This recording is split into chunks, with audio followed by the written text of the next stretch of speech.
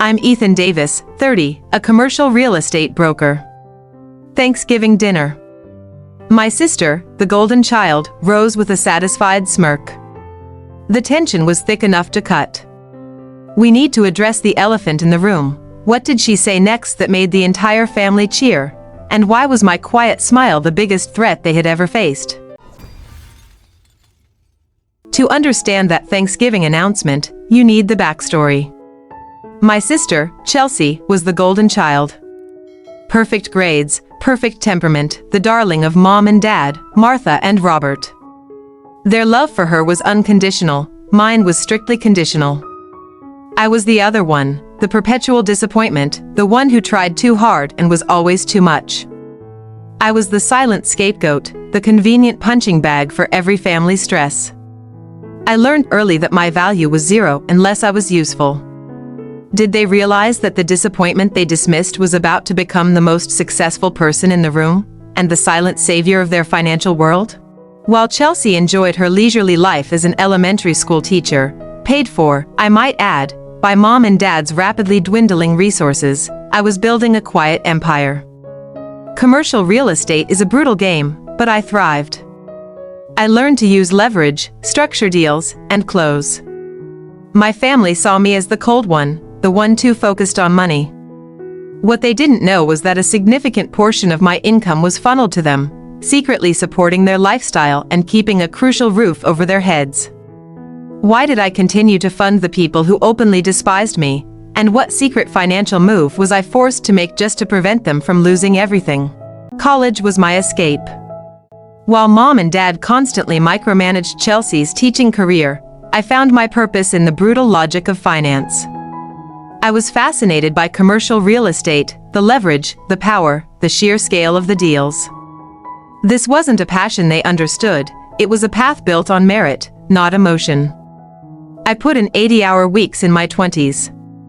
I wasn't just working for money, I was working for the one thing they couldn't give me, independence. How did my family react to the success I built without their approval? And why was their constant criticism the real fuel for my empire? Every small success was met with a wall of scorn. When I closed my first major deal, mom just sighed, that real estate gambling? It's not a real career like Chelsea's teaching. You're just chasing a quick buck, Ethan. You'll crash eventually, Dad reinforced it, Chelsea is our pride. Stable. Moral. You're too focused on leverage and profit margins. Their rejection was less about my job and more about controlling my life. It tasted like bitter iron. Did their judgment ever stop me from reaching the top? And how did I turn their belief that I would crash into my greatest financial secret? I didn't just work hard, I worked with a vengeance. My 20s were a blur of cold coffee and complex financial models. While Chelsea took long summer breaks and planned family vacations, I was in the office at 3 a.m., mastering tax codes and market shifts. Every dismissed achievement, every negative comparison to Chelsea, became fuel. They thought I was working for profit. I was working to build an impenetrable shield, a financial fortress where their judgment and emotional manipulation couldn't reach me. Did this intense focus cost me more than just sleep? And how did the simple act of keeping quiet about my finances give me the ultimate power in our toxic family dynamic? I made vice president at 28. I called mom, excited. Her response wasn't a congratulations, it was a distraction. That's nice, dear.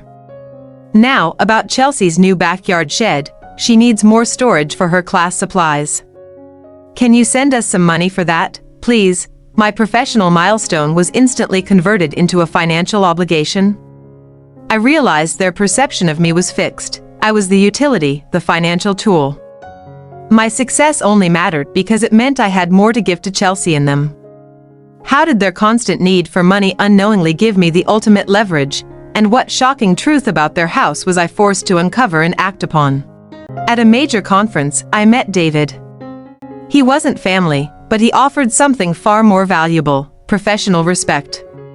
He saw the structure in my deals, the rigor in my work. He told me, "You're a genius with leverage, Ethan. Stop letting others minimize that, For the first time, my ambition was praised, not criticized. This external validation was the anchor I needed. It showed me that the world valued my competence, even if my blood relatives only valued my cash. How did David's simple faith in my abilities lead to a huge financial opportunity? And why did that very success finally force my parents to reveal their deepest, darkest financial secret? David and I co-founded a small investment firm focusing on distressed properties. Our relationship wasn't familial, it was built on mutual respect and shared hunger for success. For the first time, my ambition felt healthy, not desperate. My dream was finally tangible. Success became internal validation. I stopped checking my bank account to prove my worth and started measuring my value by the impact of our deals. I was no longer the scapegoat, I was a principal. What massive, life-changing financial opportunity was right around the corner? And how did my parents' desperation force me to turn my professional skills into a secret family lifeline? David and I co-founded a small investment firm focusing on distressed properties. Our relationship wasn't familial, it was built on mutual respect and shared hunger for success. For the first time, my ambition felt healthy, not desperate. My dream was finally tangible. Success became internal validation. I stopped checking my bank account to prove my worth and started measuring my value by the impact of our deals. I was no longer the scapegoat, I was a principal. What massive, life-changing financial opportunity was right around the corner? And how did my parents' desperation force me to turn my professional skills into a secret family lifeline?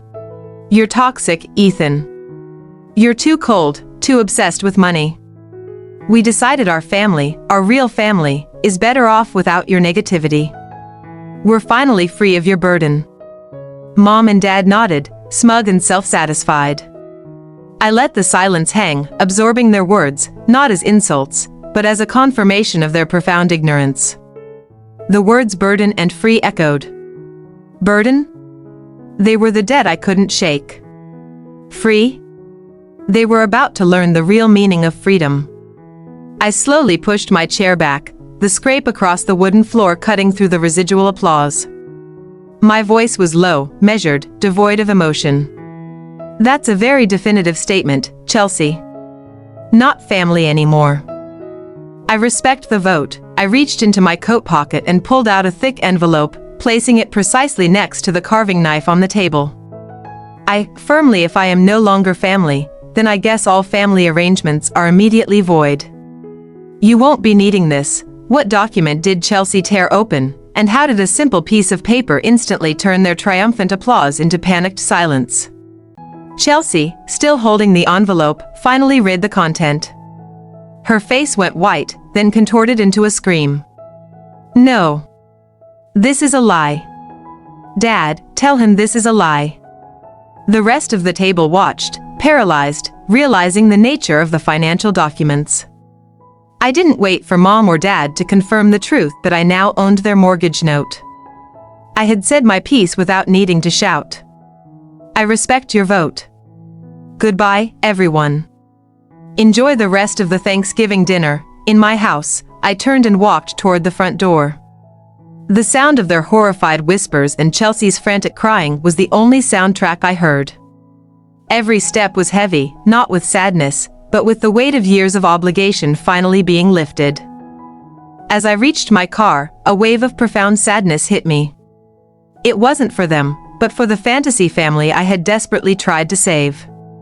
That family never existed, and my revenge was simply the final, necessary act of acceptance. I drove away from the house, leaving the toxic cheer and the terrifying silence behind.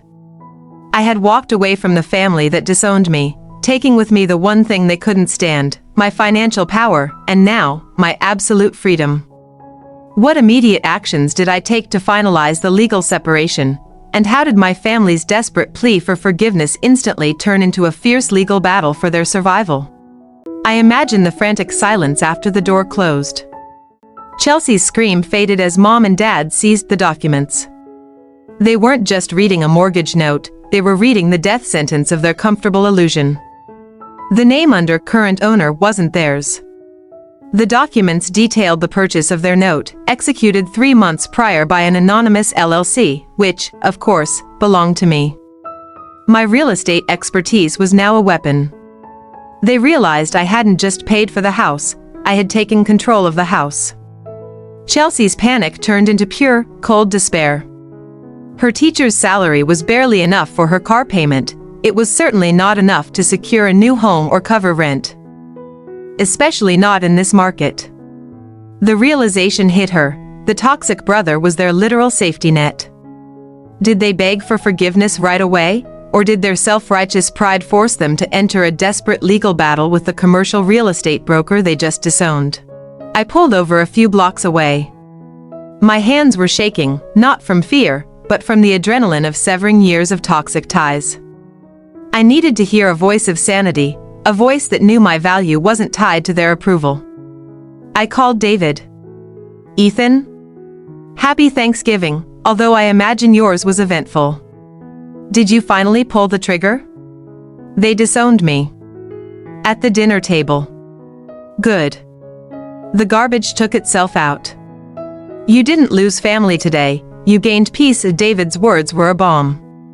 He was the family I had chosen, one built on respect, honesty, and shared success, not guilt and obligation. He understood the irony. They had just publicly declared war on the only person capable of saving them. Did I hold on to the house as a final weapon, or did I immediately flip the asset, ensuring my family faced the true, unforgiving nature of the real estate market? I stood on the rooftop, overlooking the city that was now my kingdom. My first huge portfolio deal closed a week later. Millions in capital, respect from every corner of the industry. The feeling was exhilarating, but the victory tasted hollow. My phone buzzed with congratulatory texts from David and colleagues, but there were no calls from home. Even after my massive achievement, they didn't reach out. I realized I was still waiting for the approval of people who prioritized a shed for Chelsea over my professional Everest.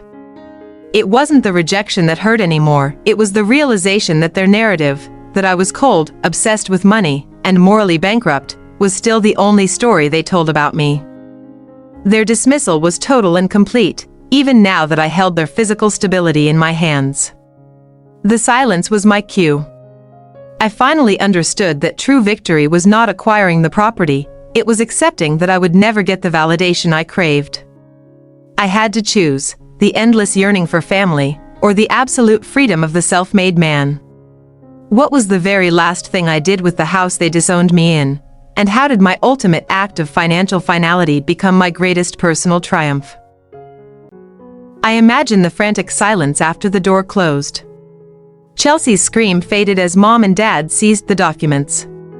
They weren't just reading a mortgage note, they were reading the death sentence of their comfortable illusion.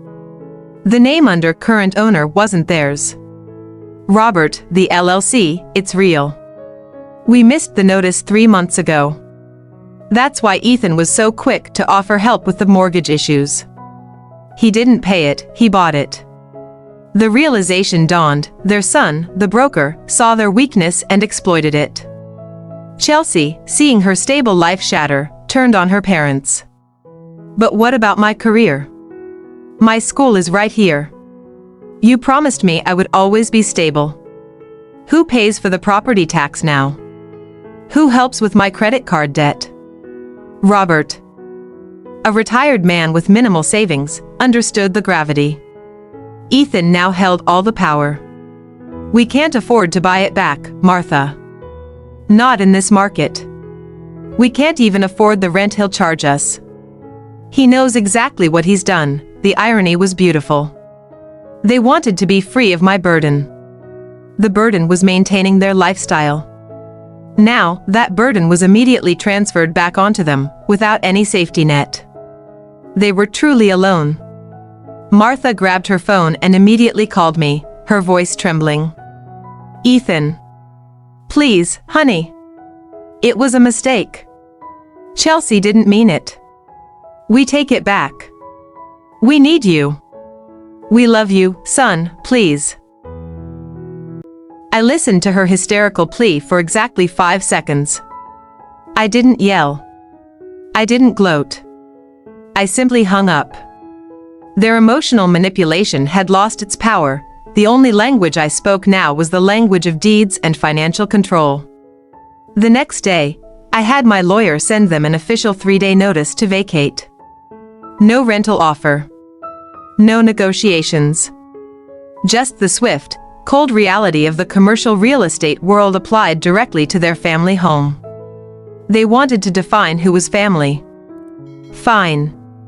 When they said I was not family, they unknowingly signed a legal document stating I was only a cold business entity, entitled to every legal right as their landlord. My silence and my exit were the loudest statement I had ever made. They had officially triggered their own demise, and I was the one holding the eviction notice. Did they fight the eviction, or did the simple power of the commercial real estate contract force them into immediate, public humility? The weeks following the eviction were quiet. My family tried appeals and legal maneuvers, all quickly shut down by the concrete terms of my mortgage note. I sold the house instantly. The best part? Silence. My Thanksgiving was spent with David, celebrating real accomplishments. The emptiness I feared wasn't there. The ultimate victory wasn't the financial gain, it was realizing I had successfully prioritized my own peace and self-respect over their endless validation. What became of Chelsea and my parents after they lost everything, and did I ever hear from them again after that final, crushing defeat? My life was streamlined, successful, and blissfully quiet. My business flourished.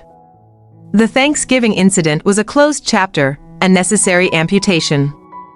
I was finally happy, living the life I'd built, free from toxic demands.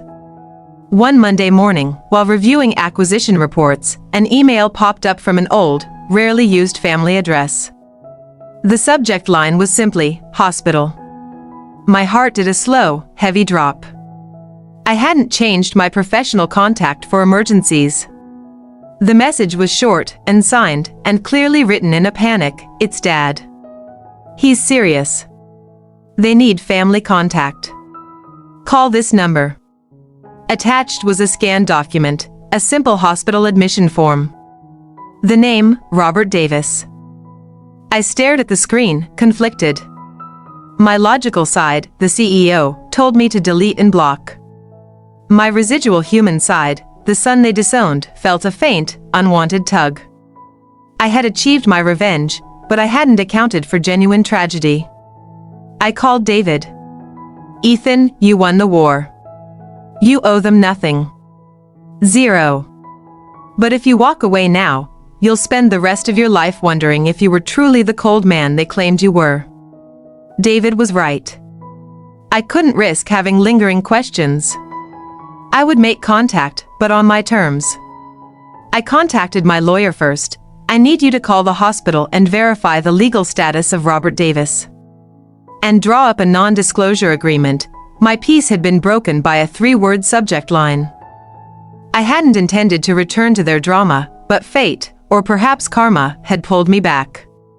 I stared at the phone number, knowing this single call could risk everything I had built. Did they finally admit their mistake when I called the hospital, or did they use my father's illness as one final, desperate attempt at manipulation? My lawyer called back. Dad's condition was serious but stable. The shocker? They desperately needed family contact because, after the eviction, they had no financial means and no valid insurance. They were charity cases now. It wasn't about forgiveness or love. It was about money. They needed me to authorize payment, to be the financial utility they had always expected me to be, even after disowning me. They hadn't changed. They never would. My coldness was affirmed. I authorized one payment, a final professional courtesy, under the condition that all legal ties were permanently severed. I hung up the phone. It was the last time I ever spoke to them. What lesson did I truly learn from destroying my own family, and how did I finally find peace not in revenge, but in choosing myself? I closed the deal for the portfolio of distressed properties, the same kind of asset my parents' home had become. But for me, this was pure business, untainted by emotional debt. I executed the terms with clear, confident detachment. Standing in my new office, overlooking the entire market, I realized the lesson wasn't about revenge. It was about defining my own worth. I didn't need their approval. I didn't need their presence. I needed to control my narrative. Yes, I was the cold, focused commercial broker they claimed me to be. But that focused, cold man was the one who built an empire and successfully defended his own peace. I took back the control they had tried to strip away my entire life. Did I ever feel guilt for the family I left behind? Or was the satisfaction of finally being free the only thing that truly mattered? I had authorized the medical payment, but that was the limit of my involvement. They tried calling my personal line repeatedly. I let it ring. The first stage of their reaction wasn't humility, it was sheer, unadulterated frustration that I wasn't obeying. Chelsea, unable to reach me, left a furious voicemail. "You destroyed us. You knew Dad was sick, and you threw us out. You are heartless. What kind of monster does this to his own family?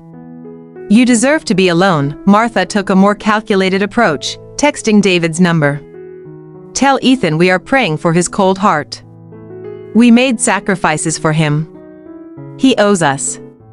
He has destroyed the stability of a dedicated teacher. We are the victims here."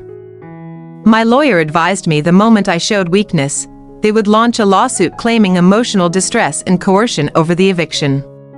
Their only remaining weapon was the victim status. I had to remain silent and impenetrable. Robert, weakened by his condition, never personally contacted me. He understood the legal finality. His silence was the closest thing I got to an apology, the admission that the commercial real estate broker had played the game better. They continued to blame me for their situation, completely ignoring their years of financial mismanagement and the initial choice to disown me. In their minds, I hadn't retaliated, I had simply acted according to my cold nature. I saw the true extent of their self-delusion. My final payment wasn't a bailout, it was a severance package for my own sanity.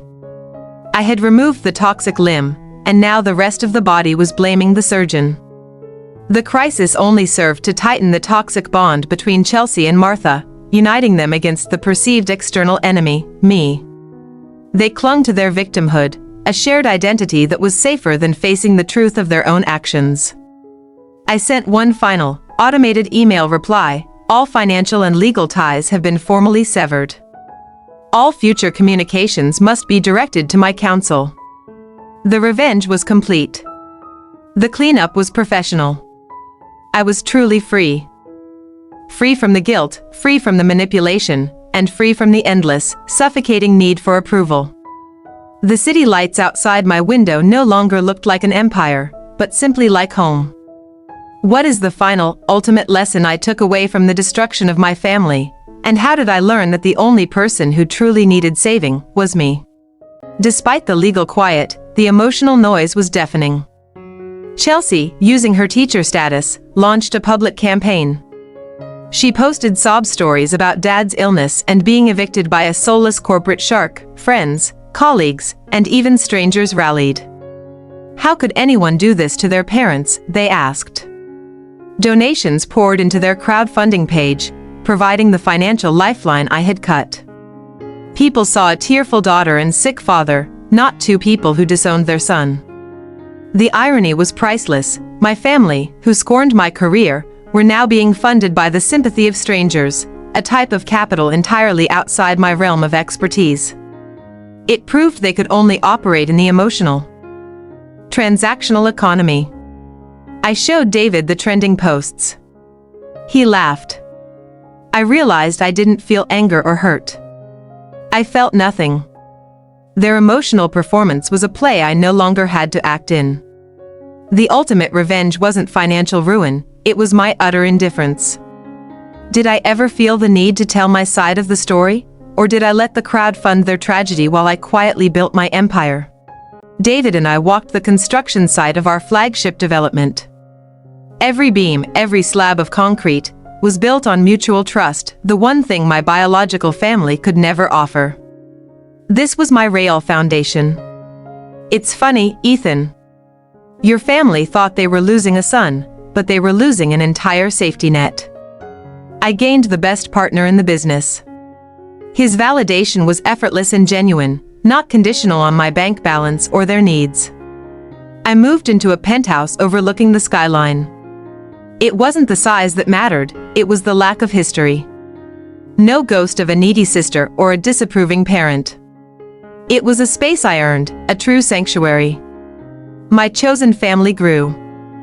David and his wife, colleagues who respected my rigor, and friends who knew nothing of the Davis family drama.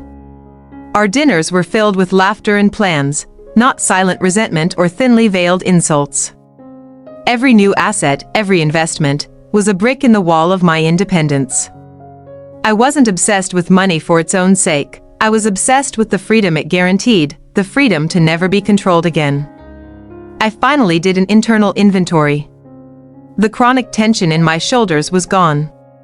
I no longer dreaded the holiday season. The price of that peace was a family, but the reward was a life built entirely by and for me. The biggest lesson wasn't the property acquisition. It was the power of choice. I chose to prioritize my mental health. I chose respect.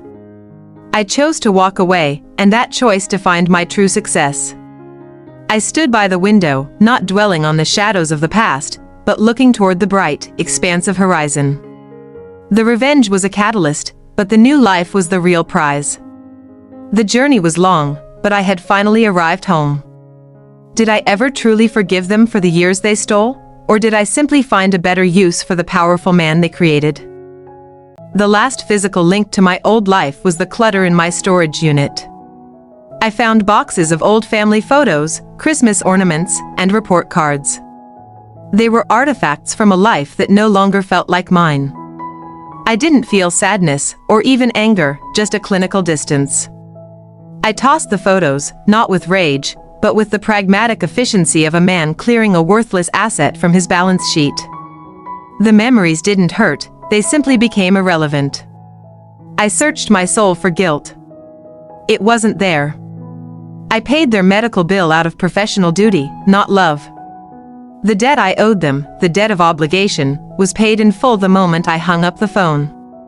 Quick cuts of a New Year's Eve party with David. Closing a deal in a new city, and walking into my empty penthouse apartment with a sense of peace. The family drama faded into background noise.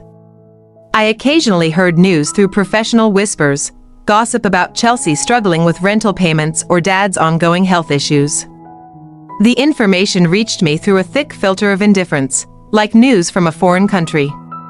My revenge was not about making them miserable, though that was a side effect. It was about achieving a zero-sum equation. My freedom equals their loss of control. I had simply balanced the scales of our relationship. I started new traditions. My new Thanksgiving was quiet, focused on gratitude for my health and my chosen family. I remembered the old holidays, not with bitterness, but as necessary fuel for the machine I became. I became the villain they claimed I was, but only in the context of their own story. In the context of my life, I was the hero who saved himself from perpetual emotional bankruptcy. The old ties didn't snap, they simply dissolved, like salt in the ocean. I was unburdened, unattached, and absolutely at peace. My silence was my greatest victory. So, was it worth it? Did destroying my family truly lead to happiness, or did I learn that the real cost of freedom is a solitary peace? I took a short vacation with David and his wife. The ocean was vast, limitless. It reminded me that the world was infinitely bigger than the four walls of the house I grew up in, and the small, suffocating drama contained within them. You look lighter, Ethan. The rage is gone. The rage was just a byproduct of the fear of being controlled. They took their control, and I took my peace. Fair trade. David smiled. We were talking business, but we meant life. We discussed our next project, a community-focused real estate venture, built not for profit alone, but for stability. It was an affirmation that my power could be used for creation, not just destruction. This felt like the true purpose. Did I feel guilt? Only once, for a moment, I wondered if I could have saved them. But I quickly reminded myself, you can't save someone who is actively drowning you. My survival was the moral high ground. The revenge was the lock, but the new life was the key. The real win wasn't the millions, it was the ability to look at my phone and not feel a crippling wave of anxiety. I had replaced fear with control. I realized the cold broker persona wasn't just a mask, it was a necessary shell. They created the armor, and I wore it to war. Now, the war was over, but the armor remained, repurposed to protect my peace. I never knew their ultimate fate. Did Chelsea find stability? Did my parents find humility? I didn't search. The final chapter of the Davis family tragedy was written without me, and I was grateful for the distance. I turned from the ocean and looked straight at the camera. If you take one thing from this story, let it be this: your loyalty must always be to your future self. Never apologize for choosing your peace. Never. The only truly unforgivable sin is letting someone else control your life. My name is Ethan Davis. I walked away. And this is how I won. What is the final, ultimate lesson I took away from the destruction of my family? And how did I learn that the only person who truly needed saving was me? So, was it worth it? The answer is complex. Revenge is a catalyst, but peace is the destination. I found solitude, but it was a deliberate, necessary solitude. It was the only way to truly begin my new chapter. I learned lesson 1: financial independence is emotional independence. They couldn't control the man who didn't need their money. And lesson 2: your sanity is not negotiable.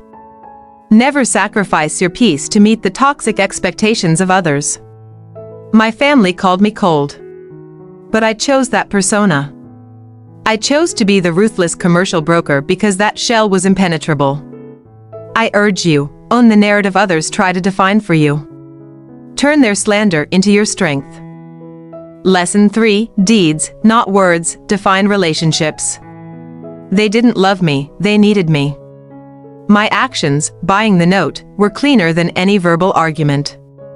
Lesson 4: true family is chosen. David is my family, built on respect, not blood. And finally, lesson 5: your ultimate loyalty belongs to the person you are becoming. Don't let the ghosts of the past sabotage the hero of your future. You owe yourself that allegiance. Walk away when you must. If you are struggling with a toxic family, let my story be your blueprint. Hit the like button if you agree that peace is more valuable than blood. Subscribe for more tales of calculated freedom.